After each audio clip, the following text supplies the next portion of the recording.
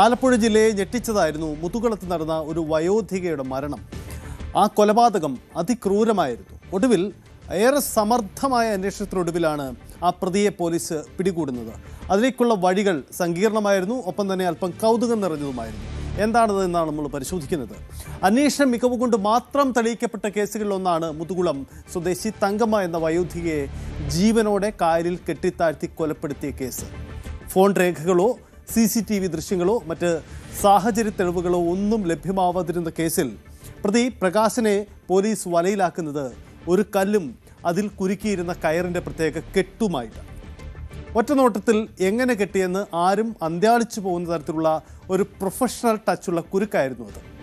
ആ കെട്ടിൽ തുടങ്ങിയ നിഗമനങ്ങളാണ് ഒടുവിൽ കേരള പോലീസിൻ്റെ മികവിന് പൊൻതൂവൽ ചാർത്തിയ മറ്റൊരു കേസിൻ്റെ അന്വേഷണ പൂർത്തീകരണത്തിലേക്ക് ആലപ്പുഴ ജില്ലാ പോലീസ് മേധാവി മോഹനചന്ദ്രൻ്റെ നേതൃത്വത്തിലുള്ള അന്വേഷണ സംഘത്തിനെ വഴിതെളിച്ചത്.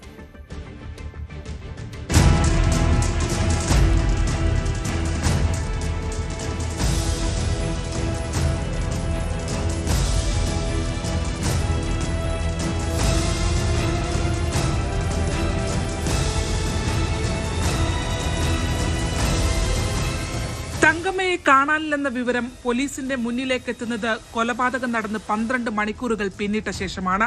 കുറ്റാന്വേഷണത്തിലെ നിർണായകമായ വിലപ്പെട്ട മണിക്കൂറുകൾ അപ്പോഴേക്കും അന്വേഷണ സംഘത്തിന് കൈവിട്ടു പോയിരുന്നു. തങ്കമ്മ മൊബൈൽ ഫോൺ ഉപയോഗിക്കാത്ത ആളാണ്.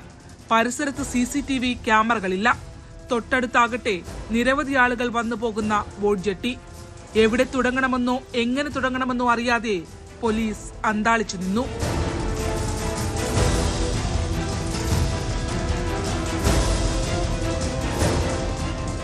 ഞായറാഴ്ചയാണ് 82-കാരി കൊല്ലപ്പെട്ടത്. എന്നാൽ അന്വേഷണ സംഘത്തിനെ വഴിതിരിച്ചുവിടുന്ന നിർണായകമായൊരു മൊഴി അയൽവാസിയിൽ നിന്നും പോലീസിന് ലഭിക്കുന്നു. തിങ്കളാഴ്ച രാവിലെ 7:30-ക്ക് തങ്കമ്മയെ കണ്ടു എന്നതായിരുന്നു ആ മൊഴി.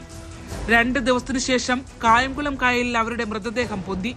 പഴക്കം പരിഗണിച്ചാൽ തിങ്കളാഴ്ച തങ്കമ്മയെ കണ്ടുവന്ന മൊഴി കളവെന്നുറപ്പ്. അതോടെ മൊഴി നൽകിയ അയൽവാസി സംശയമുനയിലായി.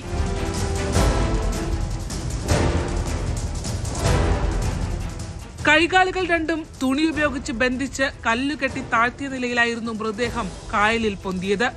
ഒരു കല്ല് ഇളകിപ്പോയിരുന്നു, മറ്റൊന്ന് തലഭാഗത്ത് ബന്ധിച്ച നിലയിലായിരുന്നു. നൈലോൺ കയറുകൾ കൊണ്ട് ബന്ധിച്ച കല്ലിൽ നോക്കിയ അന്വേഷണ ഉദ്യോഗസ്ഥർ കല്ലുകൊണ്ട് കയർ കെട്ടിയ രീതിയും അതിലെ അസാധാരണമായ കുടുക്കും ശ്രദ്ധിച്ചു. സാധാരണയുള്ള ഒരു കെട്ട് അല്ലായിരുന്നു അത്. അതെങ്ങനെ അഴിക്കുമെന്നതും കൗതുകമായി. അവിടെ തുടങ്ങുന്നു കേസിലെ നിർണായകമായ വഴിത്തിരിവ്.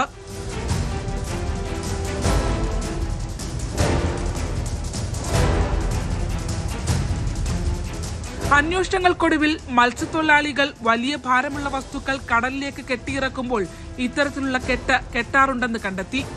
അതും എല്ലാവർക്കും അങ്ങനെ ചെയ്യുക എന്നത് അസാധ്യമാണ്. അതോടെ പോസ്റ്റ്മോർട്ടം ശേഷം കല്ലും നൈലോൺ കയറും കെട്ടഴിക്കാതെ തന്നെ അന്വേഷണ സംഘം നിർണായക തെളിവായി ഏറ്റുവാങ്ങി. അപ്പോഴും വീടിന്റെ വാതിൽ തകർത്തല്ല പ്രതി അകത്തേക്ക് കയറിയതെന്നത് അന്വേഷണത്തിൽ തെളിഞ്ഞു.